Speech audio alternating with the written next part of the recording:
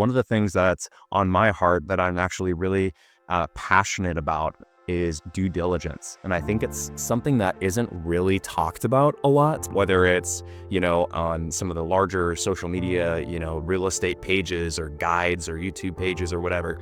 But due diligence is so incredibly important. And I'll give you an example in just a little bit. But what exactly do I mean by due diligence?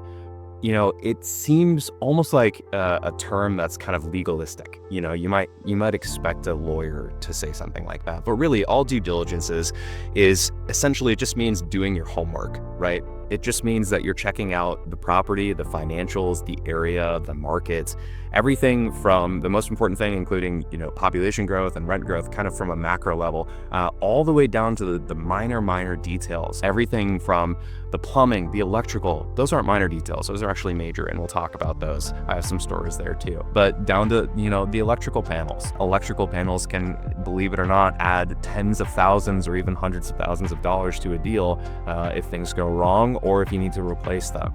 And so that's exactly what I mean by due diligence. It's such an important topic, and I think that we don't really talk about it enough in the real estate space. Due diligence can either prove a deal to be great, or it can sink a deal very quickly. It can kill deals. And I've killed a fair number of deals in my day. And that's why I'm so passionate about it, is because I feel as though it is a part of the process that you can systemize and make sure you're checking everything correctly, and make sure you're going to the source, make sure that you're getting all the minor details you need to get, all the quotes you need to get, all of the information that is necessary in order to determine, is this actually a good deal? And so when I talk about due diligence, like I mentioned earlier, it's macro to micro, right? So that's kind of where we start. And I'll run you guys through my process and our team's process, which I systemize and turned into kind of like a checklist. And so what we do basically, like I said, is macro to micro. So we look at the market level first in terms of our due diligence, doing our homework, right? Before we show a deal to any investor, we are kicking deals out of the pipeline just based on where they are, or what the laws are there, or what the population growth is, or what do jobs look like there? Are they growing? Are they decreasing? I'll just say, when I was first starting, I didn't think about any of that stuff. That wasn't even on my mind. Here's what I was thinking, and I'll tell you. I was thinking $100 per month per door in cash flow. That's what I care about. That's it, right? Like my first fourplex, thank God that deal is like doing well, right? But my first fourplex, all I was looking at was, I want $100 per month per door in cash flow, because that's what I was taught when I was reading these books. Come to find out, when I was looking at that deal, there are some other things that I missed, right? There was a Federal Pacific electrical panels in there, which for those of you who know, they are an insurance issue. And so you have to replace those if you want to get great insurance coverage. I'm skipping ahead a little bit. I'm going to, micro details. But talking about the macro, right? I just kind of invested in my hometown. And, like I said, that first deal, doing pretty good. But if you look at from a larger standpoint, these markets, I live in Iowa personally. And so the population growth here, especially in some markets, isn't quite what you might see in other markets like down south in the Sun Belt, or maybe even the West Coast in some places, or Denver, Colorado, right? The population growth on those is going to be much different to more of the Midwest. And so why is that important? Why do we care about that, right? It's because when you look at population growth, really what you're looking at, we'll backtrack a little bit. What are we in the business of if we're in real estate? We're really in the business of people, right? And so if you don't have people to rent an apartment, you don't make money.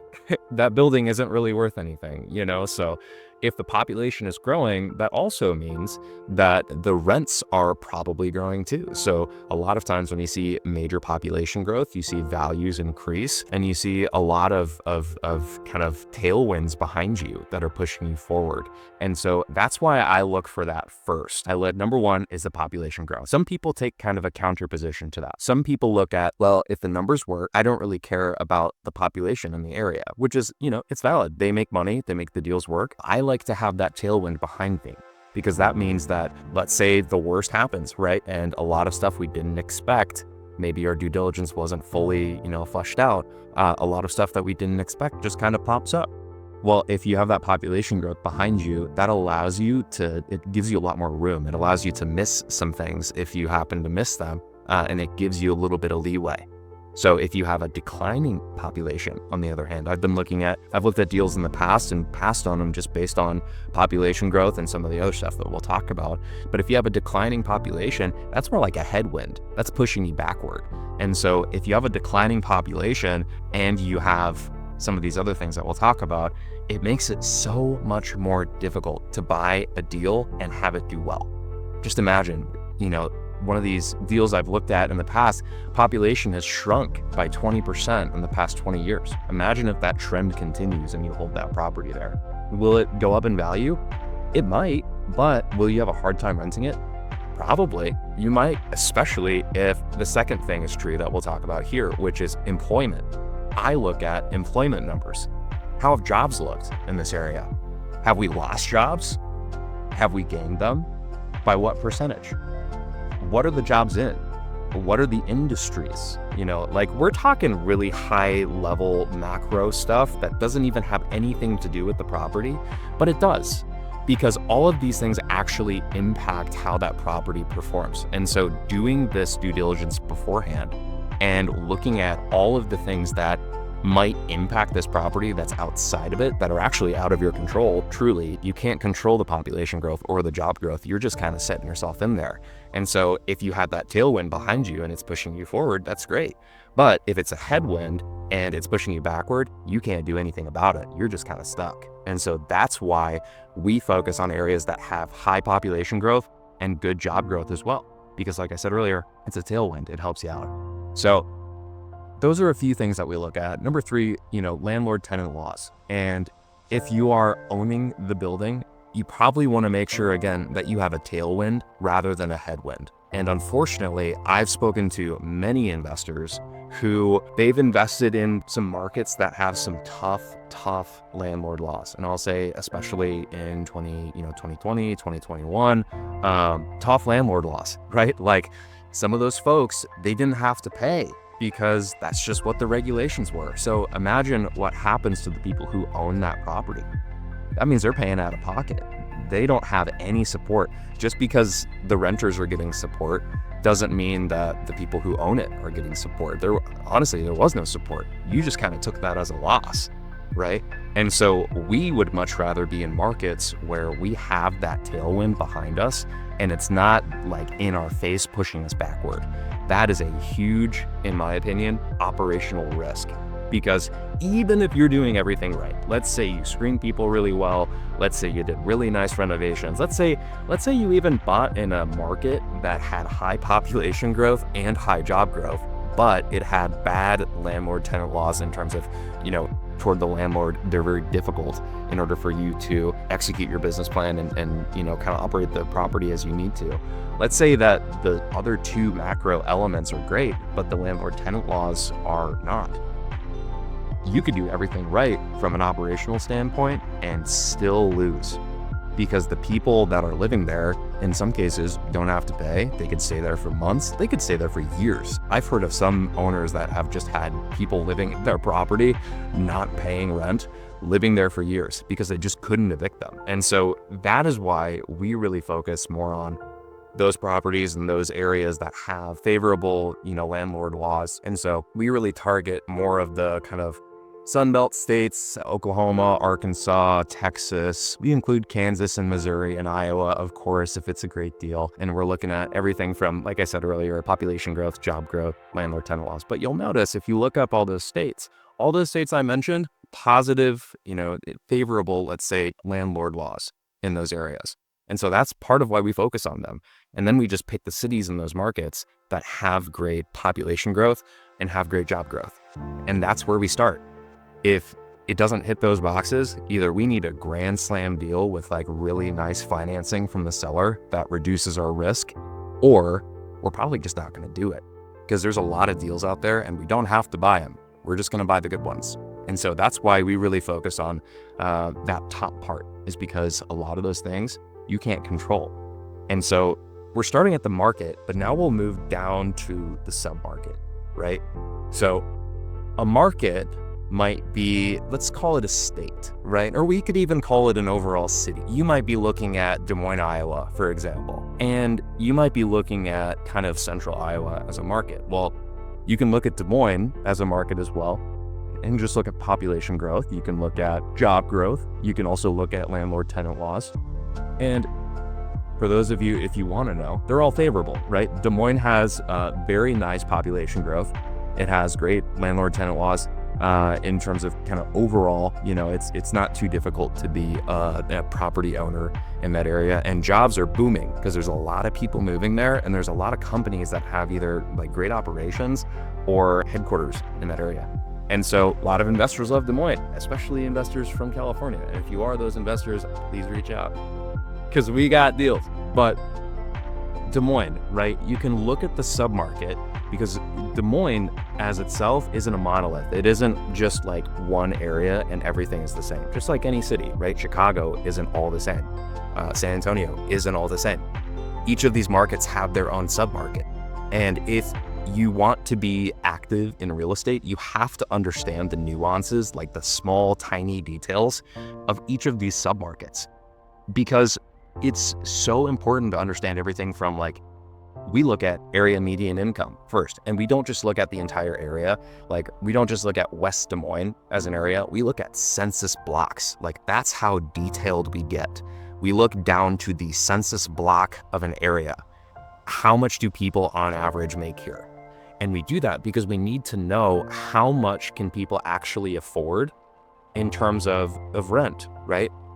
We don't want to move rents past where most people can afford them because that's just a bad business plan. You won't have people going in there and renting it, right? So we look at area median income. We also look at crime, and we look at crime again by census block. So we take crime data, we look at it, we see, is this area having a ton of crime? Is it an area that's a bit quieter? What about the whole city? How is the city doing? And then, we look at, I like to go even deeper. Like, I don't just take that number that we get regarding crime. I then start to call owners in that area. So I call, not really, real estate owners, that could be an option, but I more so call shop owners. I remember calling like a yacht club in one market that we're looking at. I called like a yacht salesperson or something and just got their opinion. I called a few churches. I called a hardware store. I walked into an Aldi, like a grocery store, and just kind of observed, I think having that level of detail is really important to verify what you have already learned about that market.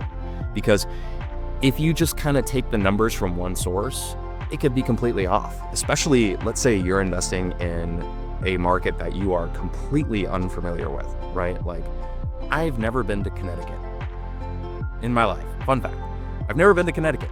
And if I were to go there, or even if I were to just look up like, okay, what's the crime like in this area? I might have a decent idea if I'm looking block by block and kind of trusting that website. But what if it's wrong? Like, what if that website isn't actually that accurate? What if it even is generalizing within a market, right? Like, what if it's generalizing inside of that census block? Connecticut's awesome. Hey, great. Good to hear. We have some Connecticut fans. But, what if that data is actually overgeneralizing that area? What if it's a great area, but you think it's terrible because you looked online and you're like, there's too much crime, I'm not interested, right? You're missing out on an opportunity. Or conversely, which would be even worse, what if you went into an area because it looked great on the map and you didn't follow up and you buy it and it turns out not a good area? So, you can kind of figure that out from walking the properties sometimes. But really what I like to do is I like to talk to the owners and the people that live in that area, because those people who are locals will always have a better understanding of the neighborhoods and of the things that are going on in that market. Because if I just look online, that's data.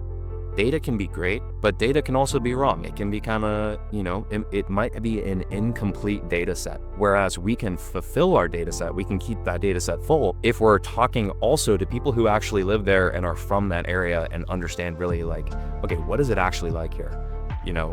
how is that Walmart? Do you have a lot of issues around there, or is it pretty, well kept? How is the grocery store? How is the neighborhood? How is that property in particular? And I've done that a few times. I've asked people who own businesses around the property, like, hey, if we were to move here, what do you think of, XYZ property? And honestly, sometimes they tell us that place is bad. All the other places around it are great. That place is bad. And to be honest with you, we love that, because that means we're probably going to get much better, I don't want to say much better returns out of the property, but that property essentially is a nuisance, right? So that's like bringing down the area, because either it's not being managed well, it's not being upkept well. And so that presents an opportunity. So if all the other property, this is actually happening with the property that we're under contract on right now. If all the other properties in the area are great and it's surrounded by good stuff, and you are buying the one that is like bringing the whole area down, not only are you doing a service to the neighborhood, but you also probably are getting a pretty good deal on that, because that means that there are issues there that the current owner either can't or won't solve that you can solve. And by being a problem solver, you can create better returns for your investors, better returns for your team, and of course, create an impact on the neighborhood. So kind of went on a tangent there. The topic really is due diligence. And we're talking about submarket, market, just kind of going a little deeper though, right? This is the next level. And if you're on my newsletter, you've already probably heard most of this stuff, but I'm just kind of explaining it more, giving examples. If you want to join my newsletter, go ahead and send me a DM, send me a direct message, just say newsletter, and I'll send you the link. That's the only, I'm not going to pitch it a bunch. Just wanted to let you guys know, because we're talking about it a little bit. But going from market to submarket and now to the property, right? This is the third level. We haven't even looked at the property yet. And we're just talking about markets. Like, just to give you guys some perspective on how we operate, I disqualify properties at the market level. So, like, I have a property that comes to me and I don't like the market. I'm like, no, I don't want to do it. I have a property that comes to me, I don't like the submarket after looking at the area. Crime's too high. Median income's too low. I call around and the owners say, no, the whole area is bad. I've disqualified properties based on that before. Let's say it passes those two, right? And now we're down to actually the property itself. You have so many things that you need to check. When you're buying the property, it's actually mind-boggling. Like, there's a lot of stuff I think that we kind of gloss over sometimes in the community on how important due diligence is, and how important it is to actually look at not just the rent. Like, okay, the rent, it's here, maybe it could be here, cool, right? You want to verify that too, of course, and get receipts from your property manager and all that stuff. But I'm talking about expenses, and I'm talking about the construction budget, like the things that need fixed really bad. Sometimes we might not find them, or we might be ignorant of those things, either because the inspections were not thorough, or we didn't go through like the work orders or any of that, like, it's really interesting as you are looking at these properties, and it's kind of different. If anyone has a question, by the way, if you guys are enjoying it, please like clap or something. If you guys have a question though, or if you want to change the topic, happy to talk about something else. And I know this isn't all very applicable to beginners, to people who are just buying like a 4-unit or a duplex. I would love to talk with you guys about that too, if you have questions on that. But really, I'm talking about right now, looking at properties and making sure it's a good deal, because I think a lot of us don't really talk about it that are in the industry right now. But looking at, for the property, you're looking at everything from, and I just had a call actually, I hate to go on to another tangent, but I just had a call with someone else, and great call, love them. They didn't know really what to look for because they were starting, right? And I didn't know what to look for when I was starting. I just kind of got like smacked a few times.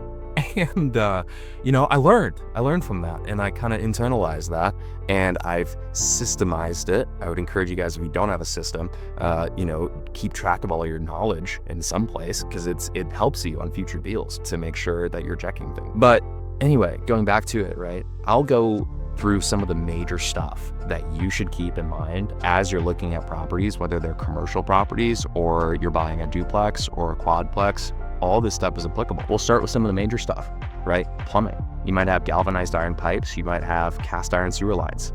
Both of those things, if they go wrong, if they need replaced, are very expensive, like a lot of money that you may not even know you need to pay for. Those expenses could pop up out of nowhere, like, oh man, I have a leak. That's kind of weird. Hopefully we can, nope, you can't just patch it. You gotta replace it sometimes. And when you have to replace that, sometimes it starts to break and break some of the other pipes and break some of the other lines. And then you have to replace the whole thing. And you'll find out when you buy something like that, or if you encounter it, if you encounter someone else who has bought something like that, that gets very expensive very fast, especially if it's a sewer line, by the way. Because those sewer lines, while they are inactive, you can't have other people living in that property because they can't use the water, they can't use the sewers. You know, the line is broken. So you have vacancy issues now. You have a huge expense because you have to replace the sewer lines. If you have to replace the water lines, you have to pay a plumber to come out and do that and do all the work for that. You also have to pay to redo the drywall and all sorts of other things if the plumbing is bad. So that's why whenever I'm looking at a property, I always prioritize the major systems. And I'll just kind of list them out right now. I'll go through each of them like more in depth, but I always look at the major systems. Those are the first things. Everyone else is looking at the kitchen. I go downstairs and I look at the furnace. I look at the water heater. I evaluate the pipes. I look at the foundation. I look at the roof. I look at the wiring. So mechanicals, electrical, plumbing, roof, foundation, HVAC. I think that's included in mechanical, actually. Windows, you know, I'm probably missing a couple things, but we check a lot of stuff that isn't just the cosmetic things, because to be honest with you, the cosmetic things are obvious and anyone can see like, oh man, that house has a bad kitchen, right? Like, gross. Probably can't sell it for what we want to, right? But a lot of people don't know to check the other stuff. And whenever I'm looking at a property, I always try to think, right? Like, what's gonna sink my battleship? Like, what's gonna sink my boat, right? It's probably not the kitchen remodel that I expected. It's probably the things that are under the surface that are not obvious to look at. It's probably the thing that's gonna jack my insurance up because we didn't fix it, right? A fuse box. I had that happen on one of my deals. I'm happy to share, right? I had a fuse box that we didn't replace and our insurance was like not where it should have been. And then also the roof was bad. Thank God this was a small deal because I learned the lesson here. But the roof like had too much snow on it at one point and it like completely caved in. It was terrible. In one of the units, it was vacant for a while. And we just kind of had to carry that cost and then, you know, rebuild the roof and all that kind of stuff. But long story short, the whole thing could have been avoided if I had just like thought ahead to replace the fuse box, right? Don't touch our boats. If I had just thought ahead to replace the fuse box, that would have changed our insurance coverage and the insurance coverage would have covered the roof, but even more so, right? Kind of going to another level. If I had checked the roof more thoroughly, if I had noticed like, hey, this little area is patched. I did have an inspector check it out. I guess they missed it. I don't know, but I could have seen that for myself. That this area of the roof has been patched and it was in that area that the roof failed. And so because my due diligence was not super advanced, because I wasn't looking at things super critically, I missed that. And like I said, thank God that I have that lesson now. But those are the things that you learn as you buy properties and you know, have these things happen, is you can fix the fuse box for $1,000. And then instead of paying like 20 grand to fix the roof, you just pay the insurance deductible and they do it. Or to even prevent that, you notice that the roof probably has some issue and you budget at the beginning and you negotiate into that purchase price what the cost is to fix that roof. And so that's one lesson that I've learned. I've learned a lot of lessons through some of the deals that I've done, you know, and it's been a good experience. I'm so glad that I learned them, especially on these longer, shorter, smaller deals. But there's a lot of things, and that's why I'm so passionate about due diligence, is because there are so many things that can sink a deal or change the returns drastically that you can catch at the beginning if you just know about.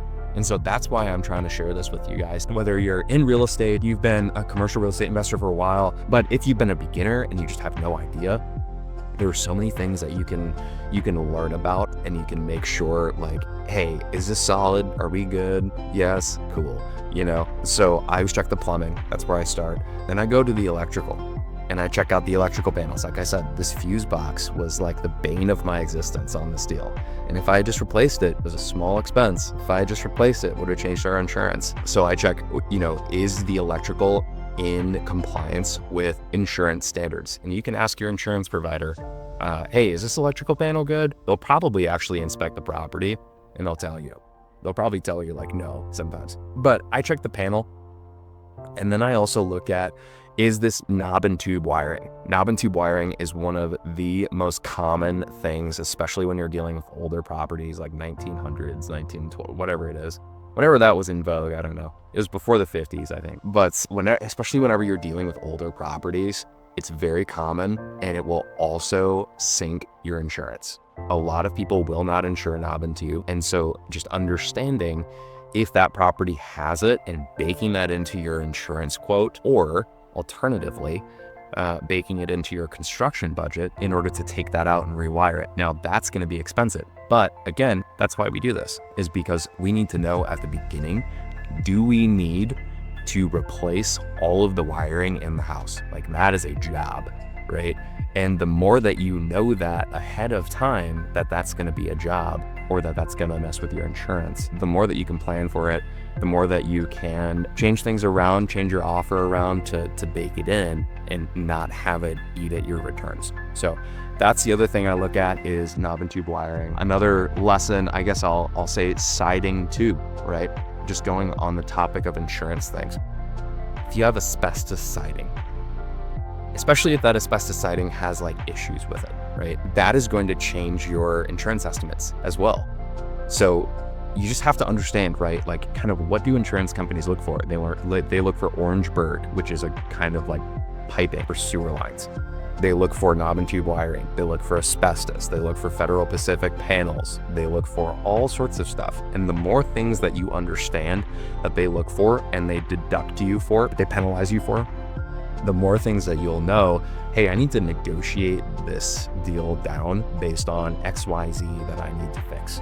And that's going to help you a lot in the long term. So another thing, retaining walls, foundations, if you can catch that at the beginning before you buy a deal, you can, again, bake that into the deal. But it's something that like, I think a lot of people, especially retaining walls, right? Like if you see, let's say you see a retaining wall, it's kind of in the back of a building and you don't really notice it because you're just walking by, right? You just kind of see this like log in the ground. Let's say it's kind of an older railway tie retaining wall, whatever it is, right? You just see this thing in the ground and you don't think about it. You're probably not going to think to put that in your budget. But the reality is that retaining wall is super important because it's a retaining wall, right? Like it's retaining all the earth above it. It's keeping that there so that if there is a rain, if there's rain or if there's something else that changes kind of the composition of the soil or like weakens it or weakens the structure of it, it keeps it in place because it's a structure that keeps it there, right? And so if that retaining wall is not there, that's going to inevitably over time mess with your building, right? It's gonna either your building might be shifting, your building might develop all sorts of like structural issues. There's a lot of stuff that a missing retaining wall can cause. And it's really interesting. Actually, retaining walls are kind of expensive.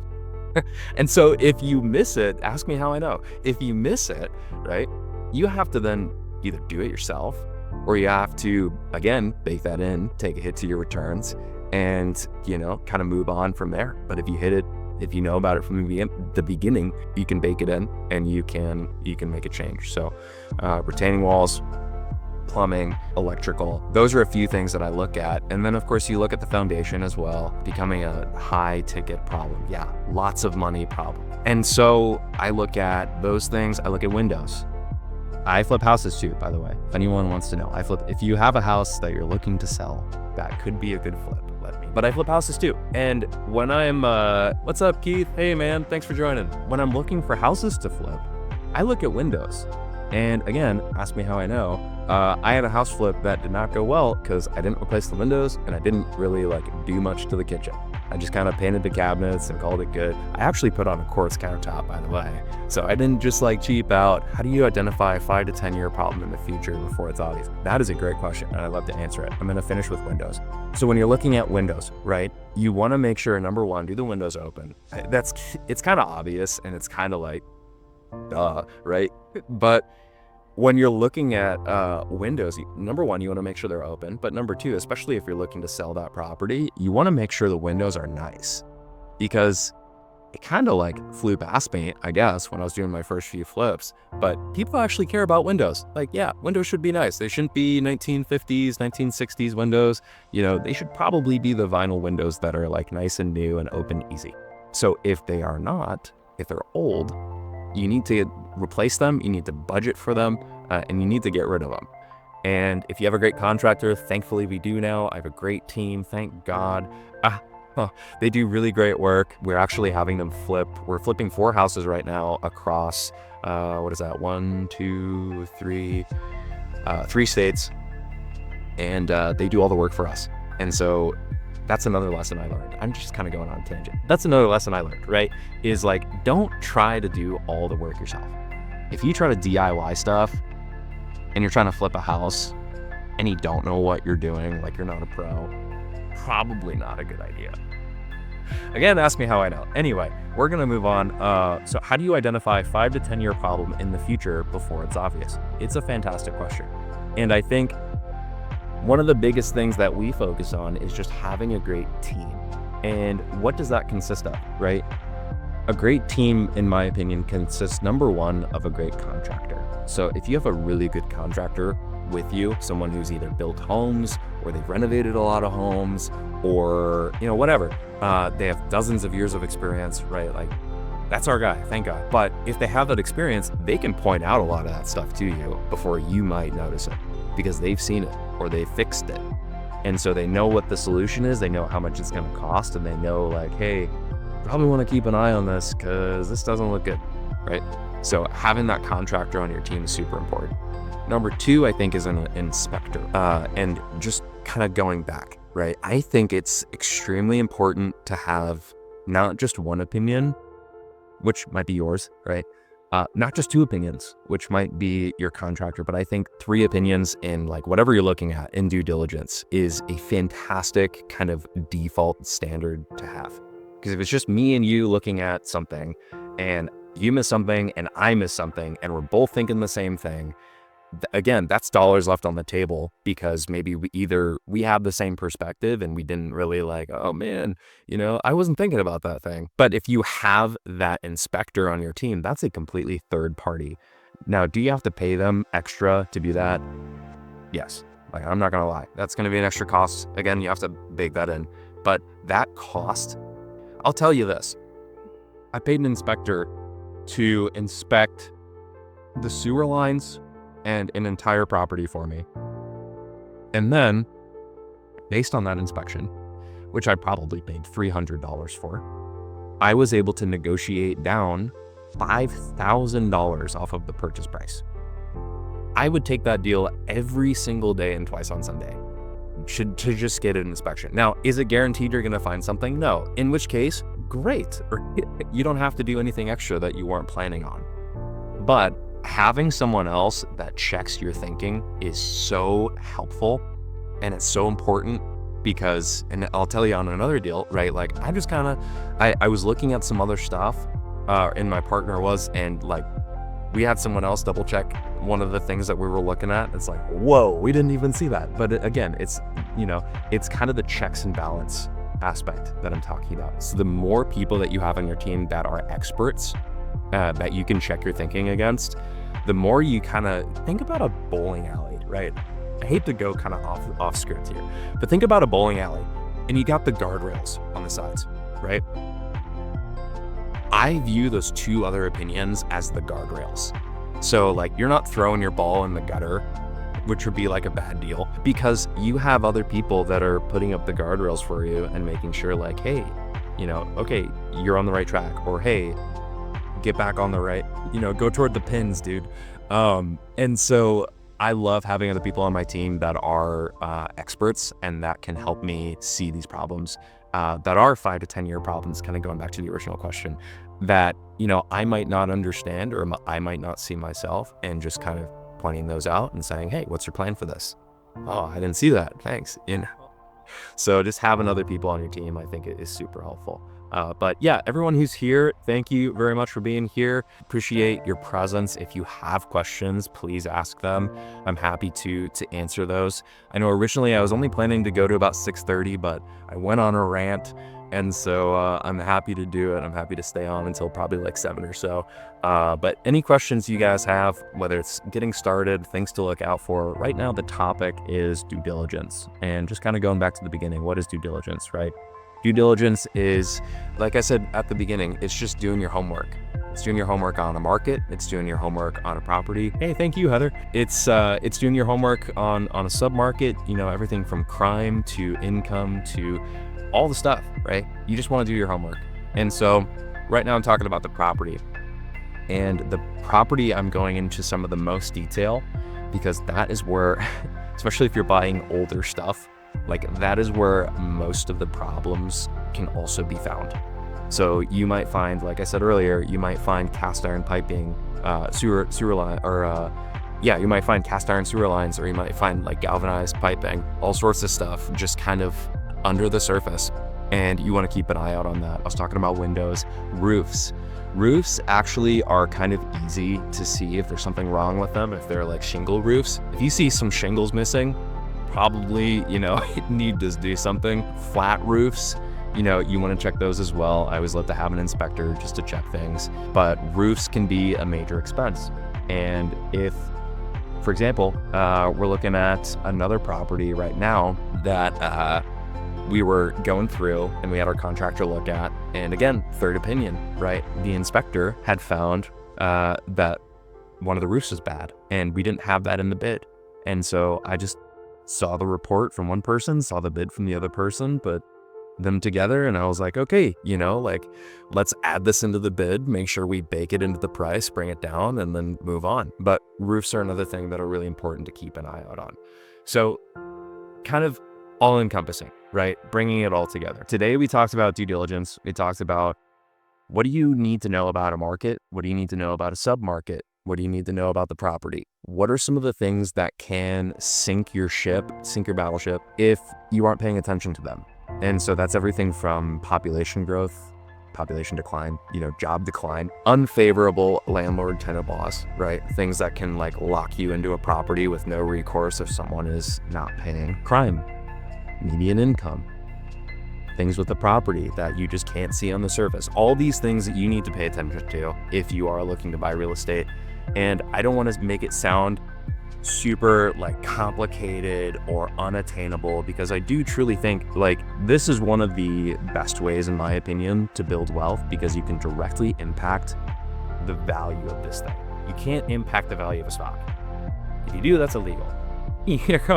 But you can impact the value of a piece of real estate, and it's because either you buy it right, you put money into it, you make it more efficient.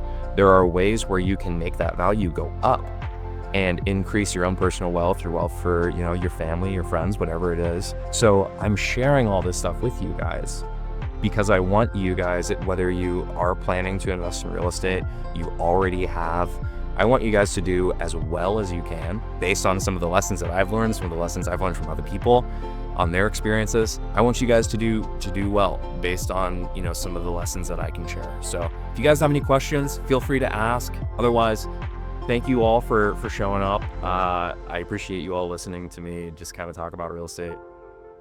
I'm planning on doing this probably every Thursday at 6 p.m. Central. So if you missed the beginning of this one, I think there is a replay that will be online. If you want to show up to the next one, I will have a different topic, I promise. And if you guys message me with something that you want me to talk about, I'd be happy to talk about it. But yeah, everybody, just want to say thank you. I'm appreciative for you all being here, and have a good night. Thanks, guys.